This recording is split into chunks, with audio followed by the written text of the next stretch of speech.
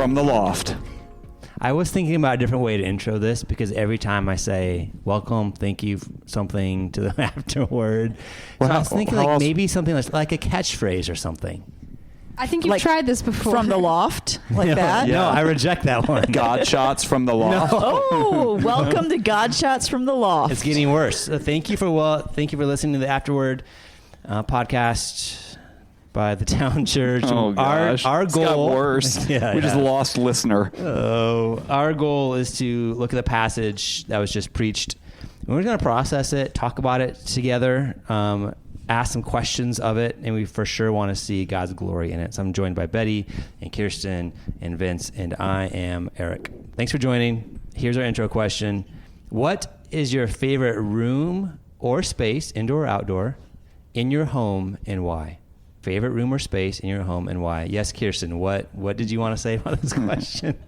How many different scenarios you guys already can you... made fun of me. How many different scenarios can you... Like what season? What time of day? Yes. What am I wearing? What have I just eaten? Are those all options that I can answer? It doesn't matter. Way more specific with my question. It doesn't matter. You would answer them that way anyway. I wouldn't. Yes, you would. I wouldn't. I actually had a thought the other day that I had an intro question that I'm like, I could answer this definitively.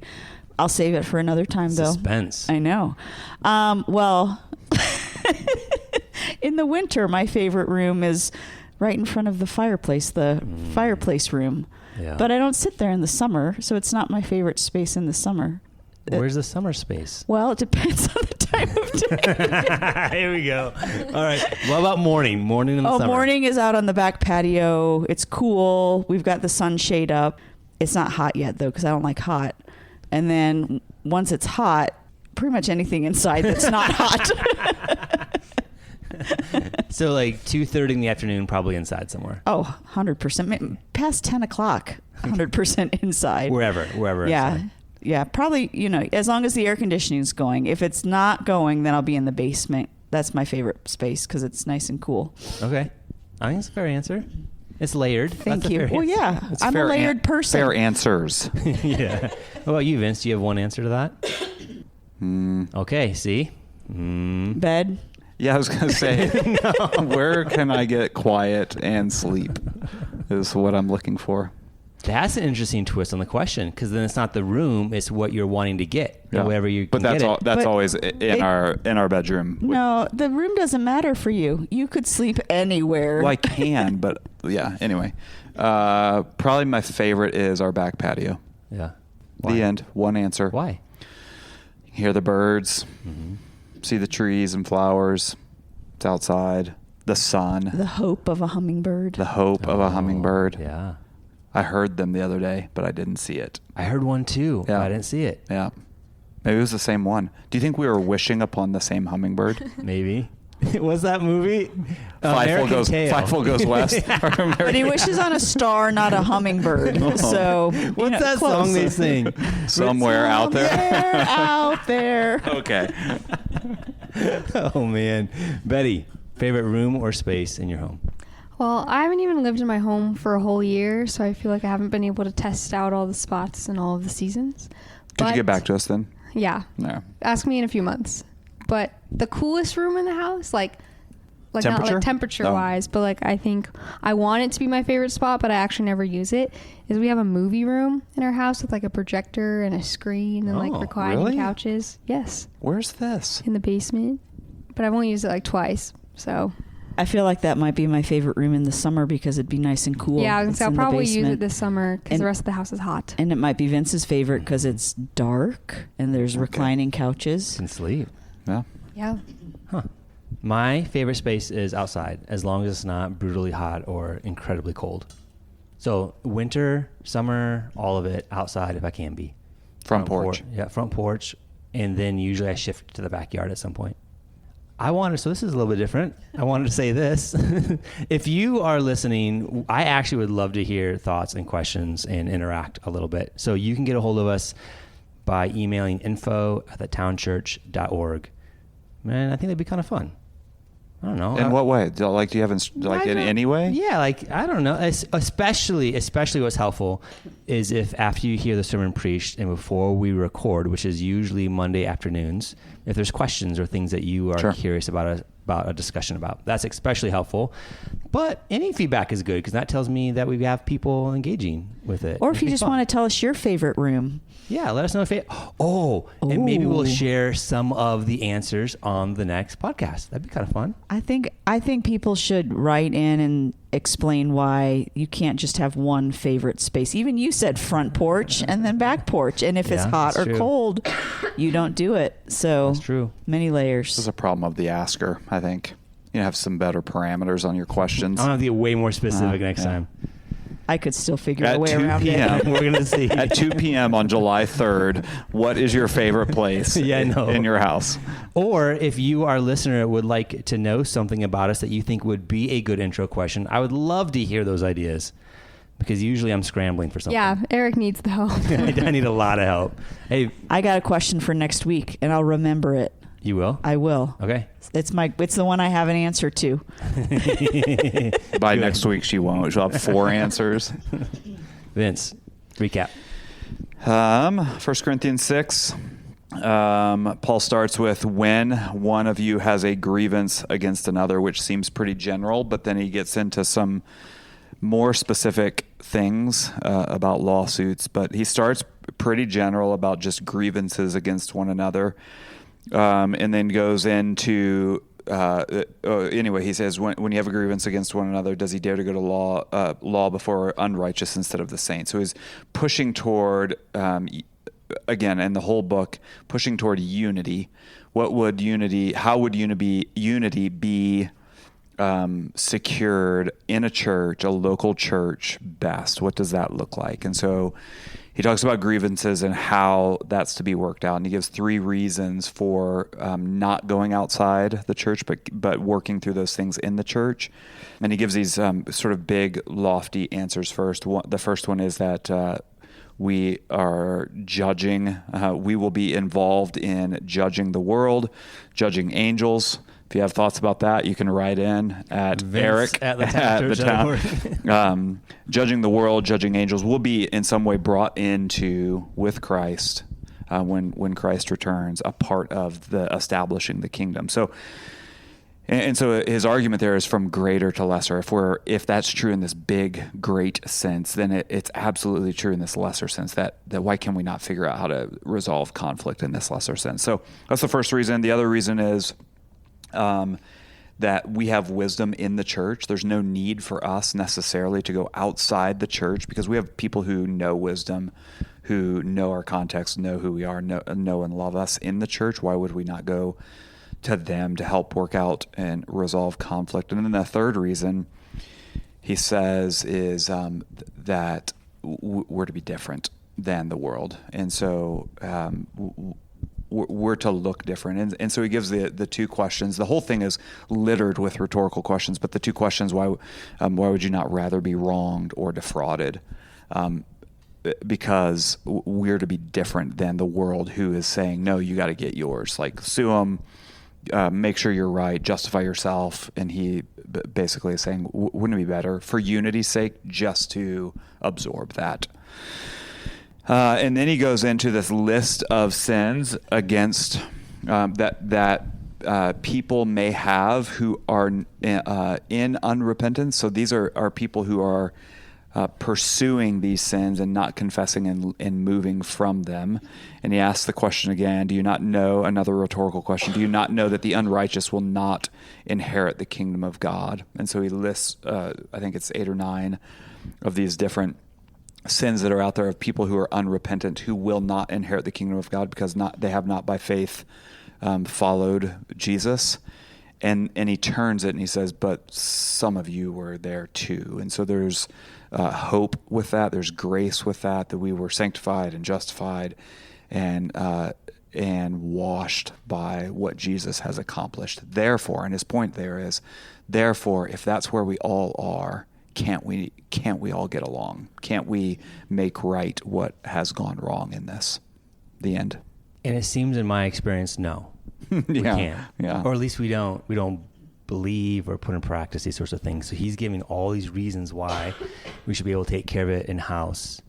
So help me understand exactly what it is he's talking about here. You know, the word grievance, and then he uses the word trivial cases, end of verse 2. Yep. This all has to do with my question, because I was listening to you yesterday, the idea of, what does he say, suffering the wrong, Yep. and just kind of absorbing it. Why not rather suffer the wrong? Why not rather be defrauded? Yeah. Verse 7. Yeah. Is that, so all these questions kind of play together, Yep. and we'll just talk. Is he assuming that's end of a process already, where you try to seek reconciliation and talk, or is it really that only applies to a really narrow view of what sort of grievances that he's talking about? Or help me think through this. What exactly is he talking about? Well, you won't be satisfied. I don't know. It's hard to say. And so I'm going to say a lot of things. We have the opportunity to say a lot of things that are going to sound like really easy answers. And I'll just say this, none of them are really easy answers. And I think we've all experienced those times where we know what is right, but to move into what is right in the moment of like our emotions and our relationships getting all tangled up in the conflict, the right answer is not always easy. And so we'll probably say a lot of things that sound like, oh, that's really easy to say, but it's harder to get through. So we don't know the context. It seems as if there's some kind of financial context from what Paul's getting at. There's some sort of either business dealing or financial disagreement that's happened, because he mentions defrauded. So that kind of gives the implication that there's something that's going on where there's been some fraudulent activity going on. He talks about this dispute against another brother, but brother goes to law against brother. And these lawsuits, often those lawsuits wouldn't happen unless there was something where, so this isn't like, hey, you called me, cotton-headed Ninny Muggins. I was trying to think of a good thing to say. And that's what you came up with. Well, I had some other thoughts, but that one seemed more good filter. Yeah. It's not that kind of thing, although he does call it a trivial matter. Mm-hmm. So this isn't Paul saying, hey, you murdered somebody. Why can't you just suffer the wrong there? Or, it's not some huge thing. It's from his perspective, something that ought to be able to be handled in some discussion over lunch to work through. And of course, it's all woven together with all the emotions that are wrapped up in it. But Paul calls it a trivial matter, something that's smaller in detail that we should be able to work out. In those cases, and this is where it is, that oh yeah, that sounds easy to do. In those cases, for the sake of unity, Paul's saying, wouldn't you rather just absorb it? Just take it and say, yeah, sorry.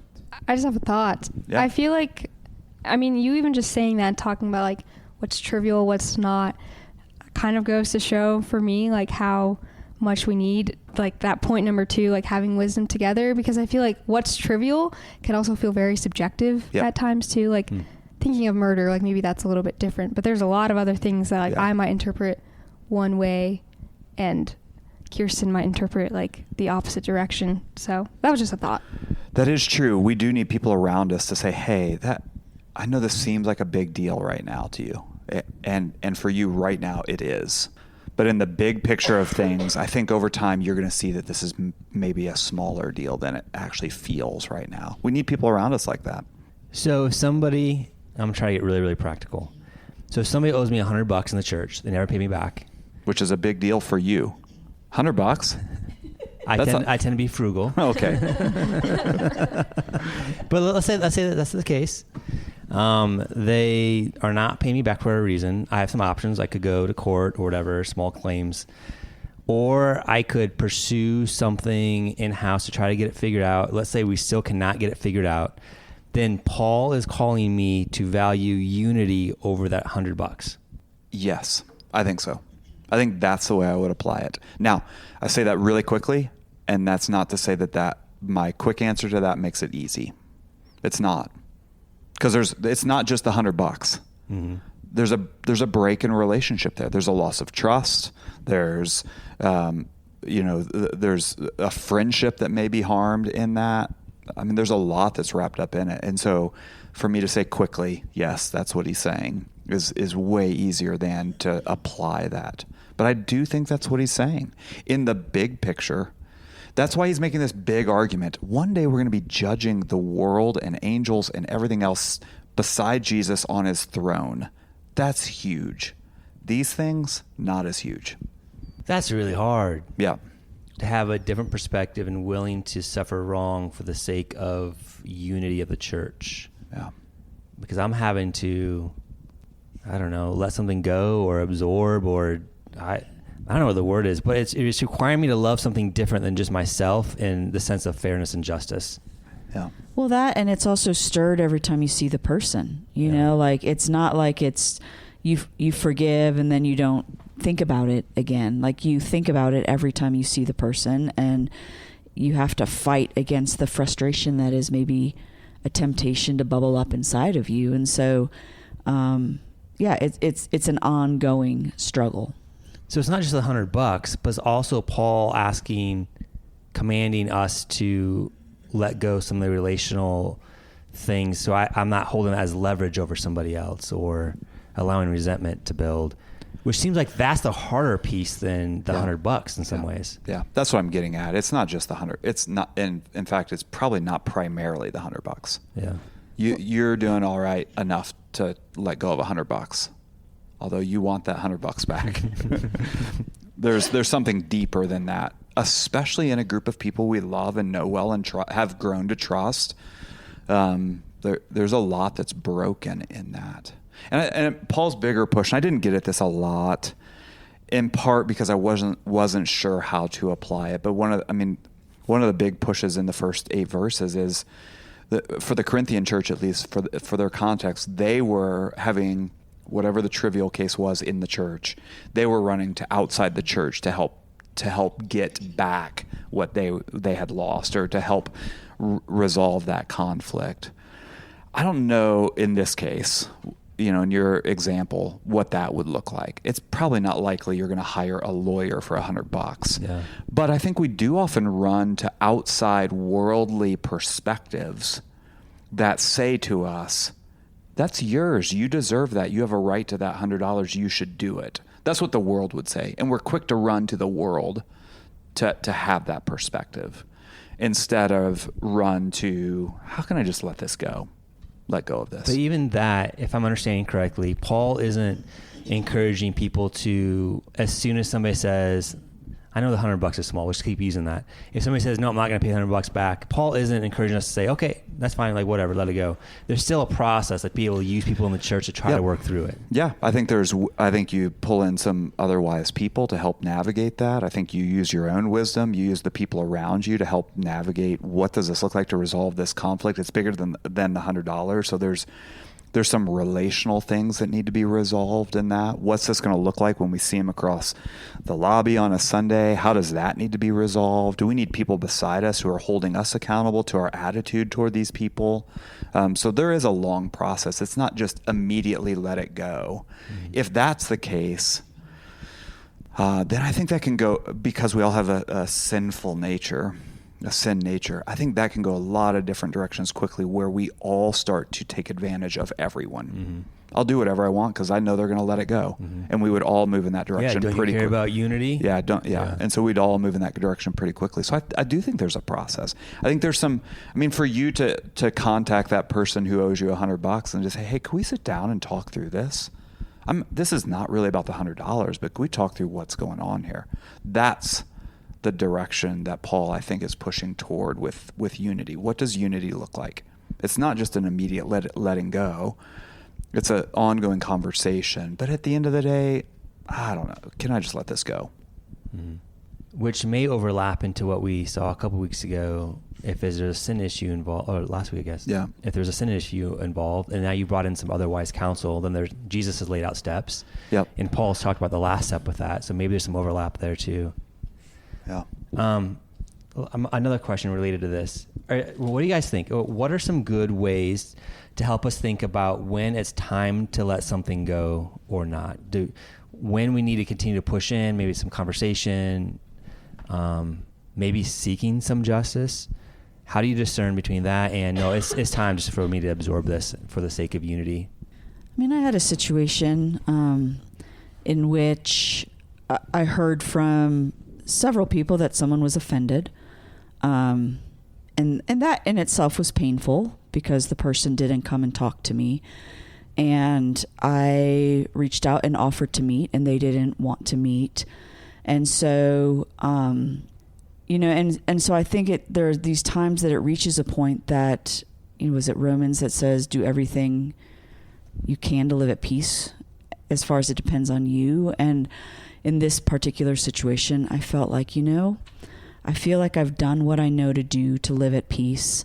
And this person doesn't want to meet. And I sought some outside counsel, but not from a friend, not from anybody that was involved, but from a believer that I trust.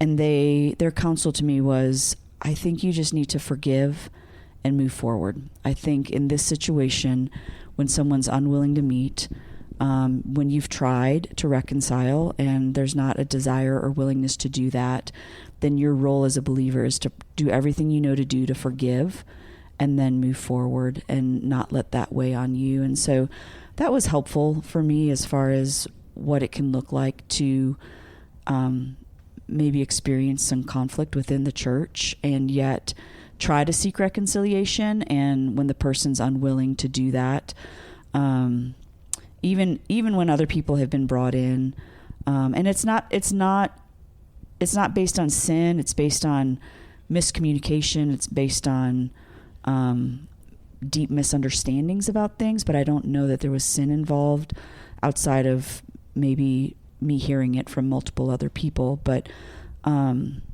so I think wrestling with, I think this sermon series has been hard for me because I've thought, what's my responsibility as a Christian? Like, do I continue to push and continue to try to seek reconciliation when this person is just like, no, I don't want that. I don't want to go there. And so for me, I think it's given me some freedom to say, I think my role right now is to forgive. And then maybe down the road, the Lord will allow this to come back up and we can circle back around when there's just different stuff going on. But I think sometimes we just have to say, my role is to forgive and to let things go and to move on. So if the other party's unwilling, that can be one indicator. It's time to let it go. What else? My guess is that some of us are lean toward maybe letting it go too soon, and some of us are probably lean toward not letting it go soon enough. What other helps in trying to discern that?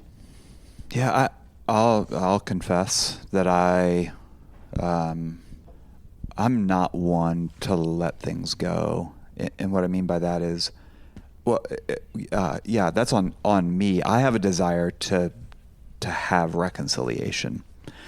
And so I will push hard to try to get there. And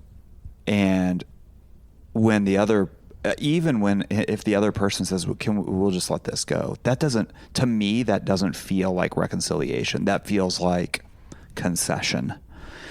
So for you, what is reconciliation that you're driving at? Yeah, I think an understanding on both parts of what happened and how we wronged one another, or where the wrong was, or where the misunderstanding was, so that we can have a better understanding of one another and continue to relate well with each other. When that piece is not there, or when there's a misunderstanding, it feels to me like I'm not sure how to move forward when I feel like we're moving forward on what was a misunderstanding in the first place.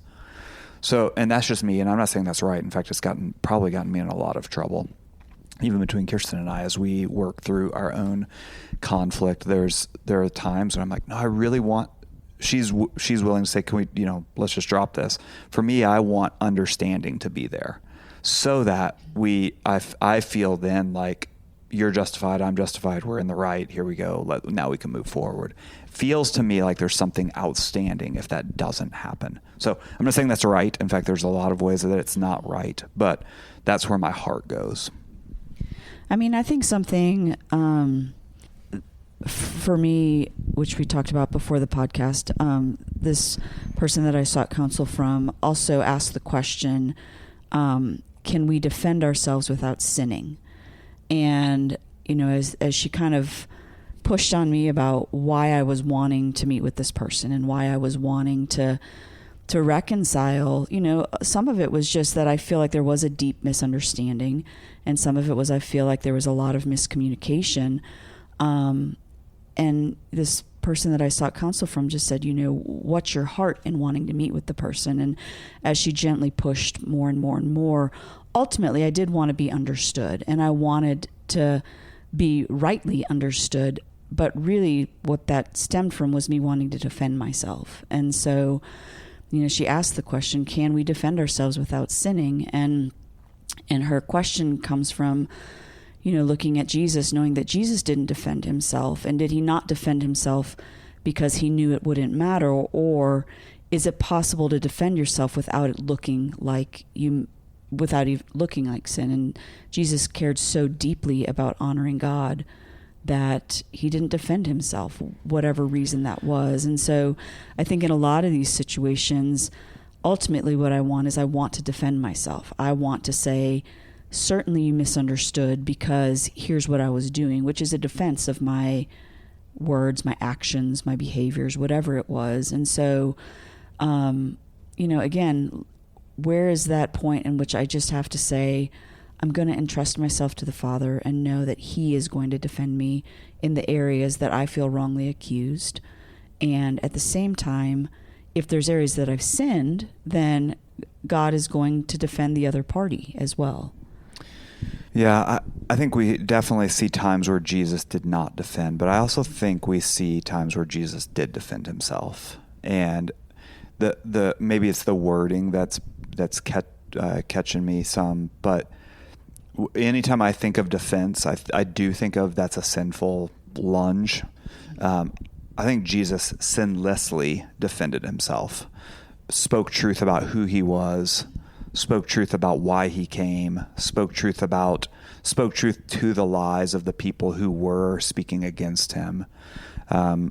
There's the difference. He was able to defend himself without sin. Whereas I'm not sure, and maybe that's what you're getting at, I'm not sure if we're able to do that. But Jesus did. And also there were other times we saw it in Isaiah, and I brought these up in Isaiah and in 1 Peter. There are times when he did keep silent, when he could have gone after them.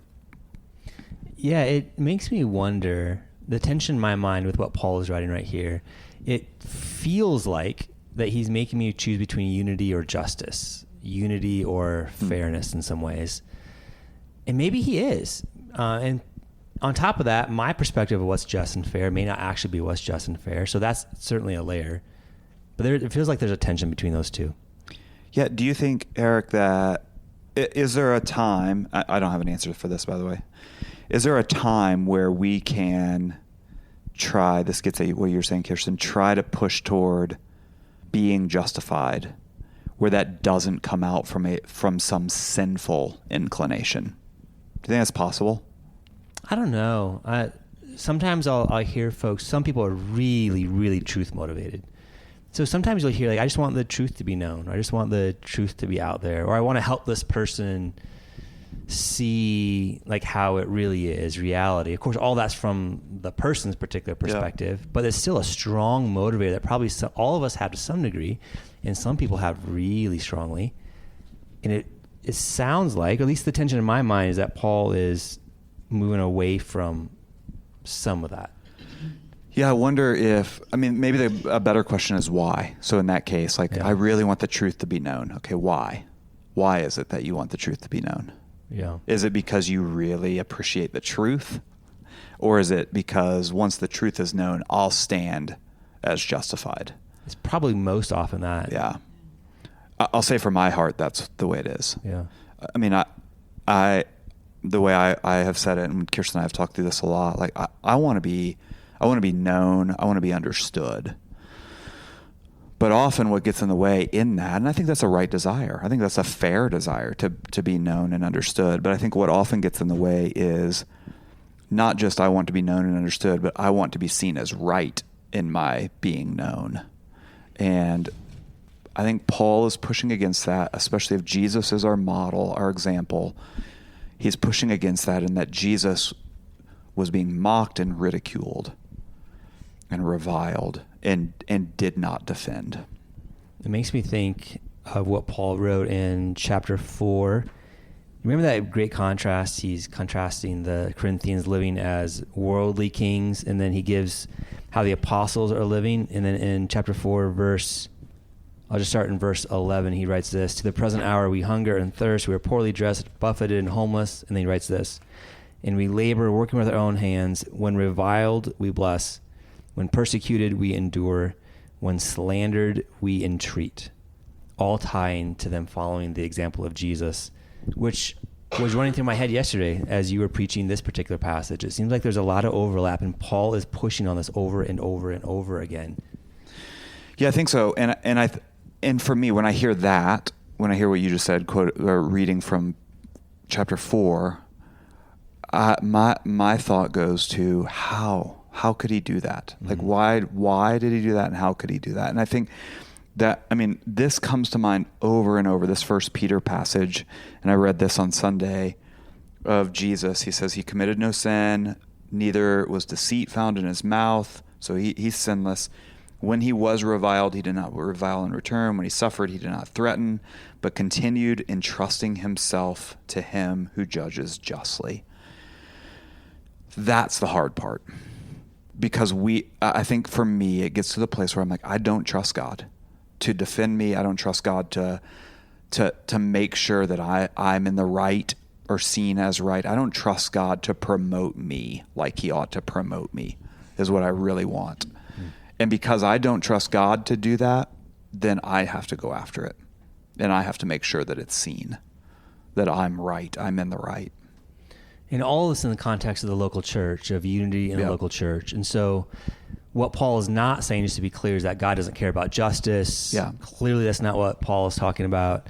But he is talking about, it seems like where this conversation is going, is some sort of self-promotion, self-protection, self-defense, justice for me personally within a relationship of another believer in my same local church. There's a process to go to, but at some point there's a fork in the road.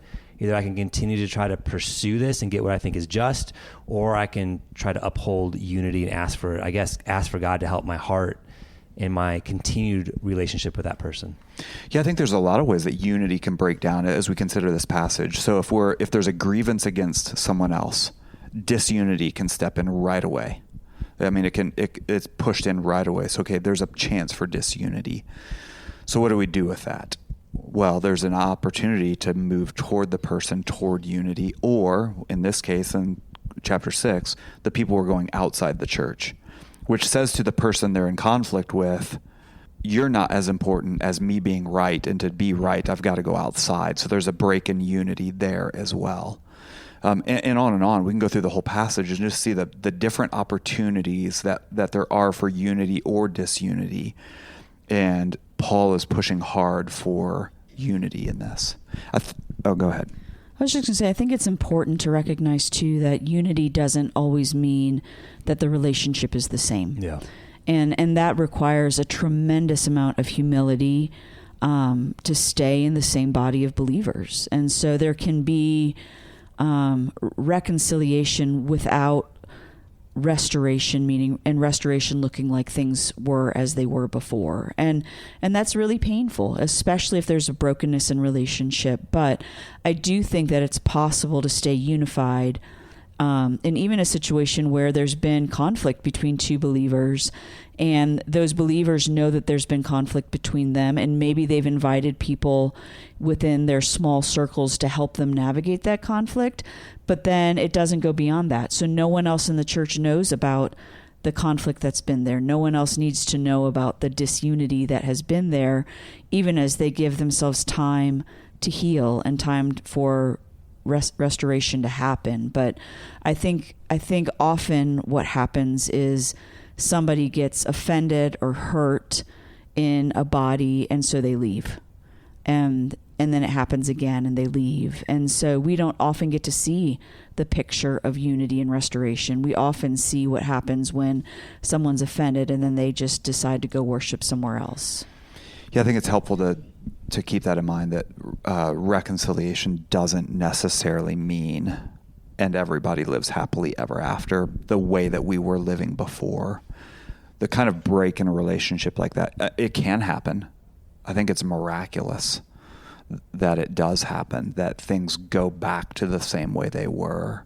The break in a relationship can be hard, and it can be long term, and that's okay. And there can still be unity in the body if those people aren't best friends again or the same kind of relationship again. So I think a few things to keep in mind. Again, we're talking about this kind of theoretically, and it's all easier to talk about when it's in theory.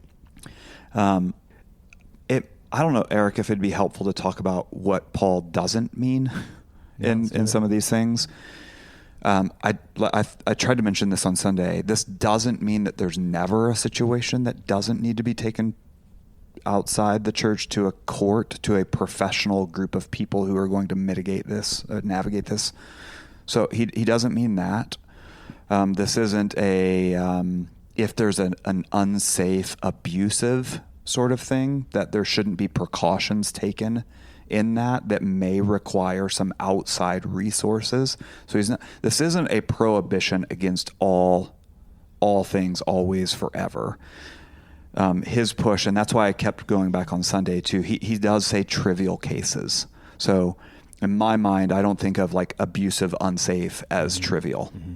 That's not trivial. Those are things that need some better resources to navigate that. So I just want to make that clear. So I don't think he's talking about that. He's not talking about a conflict that may exist between one person here and one person from the past 10 states away. So it's not that. He is talking to the local church context and what happens on a regular gathering together and being together. That's the context he's talking about. I think there's principles we can get from Scripture that do talk about resolution in conflict, even if it's miles away, and what that looks like. So I think there's some principles there. He's not talking about conflict between a believer and an unbeliever and how that works out, although I do think some of these principles still exist. Even in a relationship between a believer and an unbeliever, for the believer to be wrong, just take the accusation and be wronged, I think could be a pretty beautiful example to the unbeliever of who Jesus is and what Jesus took. I'm not saying that's always the right way to go, but there can be some beauty there. What else is he not saying? Does anything else come to mind? I think he's probably not talking about ongoing sin with someone in the church. Yeah. And so, that's when we get to the Matthew 18 and addressing the sin that's going on. And so it's not, again, it's trivial matters. So I would probably say things like offenses and misunderstandings and miscommunications or unmet expectations, things that are not necessarily sin, but they are things that cause pain to you. And so things that maybe you've been offended or hurt by someone, I think those could be trivial. I don't know. Any other thoughts? I just have a question. And I don't know, maybe because I think with some of those offenses and stuff, it can be sin. So maybe that line with what is unrepentant sin and something like this versus what is a sinful offense against someone. Because I was wondering about would things with church discipline, conversations that were had last week kind of come into this. So maybe some clarity could be helpful, if that makes sense and there is a way to clarify. Yeah, I mean, I had a situation at the church where someone... You're in a lot of conflict. I know, right? I'm in a lot of conflict. I'm a pretty divisive person. I had a situation where someone was offended by something that I did and asked they brought up Matthew 18 to me, and they just said, I'd like to bring in a third party because of Matthew 18. And I said, can you help me understand what my sin was in this situation? If I have sinned, I would love the opportunity to understand it and repent. Have I sinned, or is it just that you've been offended? And I think there's a line there, and that there wasn't actually sin in the situation, but this person had just been hurt. And so I think in a situation like that, I would say that's a trivial matter. because there was hurt and there was offense, and their pain was legitimate. Their hurt and offense was legitimate, but there wasn't sin on my part, at least in not saying never, but not in this particular situation. And so when someone comes to you with an offense, understanding like, have I sinned against you? Or is it just that I've been hurt or offended by the way that you handled something? Like maybe you didn't meet an expectation, or maybe things went differently than I hoped they would, or something along those lines. And so, I mean, asking the question, like, can you help me understand what you see as my sin in this situation? And then if they come at you with, you did this according to this passage, then absolutely be ready to confess that and repent. But I think a lot of the times we're quick to jump to Matthew 18 when we've been offended. And then when push comes to shove, people can't actually say, oh, this is where your sin was. They're just like, no, I was hurt by what you said. I didn't like it. Yeah. I'm going to ask a question. I don't know if we can answer this. What would happen if we always just suffered the wrong? I think resentment would be really easy to build. What if everyone in the church did it? I don't know if that would change for my heart. I'd be pretty focused on my own probably. Because I probably wouldn't go through the filters, but you're also just absorbing things that I've done to you or defrauded you or... I think, too, for the people that avoid conflict and don't want to engage in conflict, it would be an easy off-ramp of, I'm just suffering the wrong. I don't want to I don't have the energy to deal with this, so I'm just going to suffer the wrong or assume the best and move on. And so I think there's accountability, and I think there's ditches on both sides. Yeah, I guess what I meant, I should have clarified. What if we all rightly suffered the wrong? I know it's not possible, but I want, like, where I'm going is I think what we do is we say things like that's where we are. Like the resentment would build. Well, if resentment would build, then that's not going to ever happen. So there's got to be another thing that I can go to. There's got to be another action that I go to. For me, I go too quickly to all of that, but I'm not, and I mentioned this on Sunday. How can Jesus be my example? He's perfect. He can't really, but I'll try. But I give myself the sort of the fallback on, well, I'm never going to be like Jesus, so I guess I'll try my best. And because of that, I let myself off the hook more than I ought. When Paul's push here is, why would you not just suffer the wrong? And Jesus, we're told of Jesus that he is our example, and that when he was reviled, he didn't revile in return. And he is our example, that we're to follow him. But I think I too quickly dismiss that as impossible, so I won't. If we rightly just suffered the wrong, I just am thinking of like how humble of a people we could be, because I think of myself, and when I don't, and when I try to justify myself, like how much pride builds up. And I just feel like that eliminates a lot of those opportunities to be building up the pride, because I got myself out of this situation. Like I've done a great job, and just allowing those things to suffer those things. Just, I wonder what that would be like. I wish it were fully possible. Or just to get proud about all the wrongs that I've suffered and absorbed. I was trying to be positive, Eric.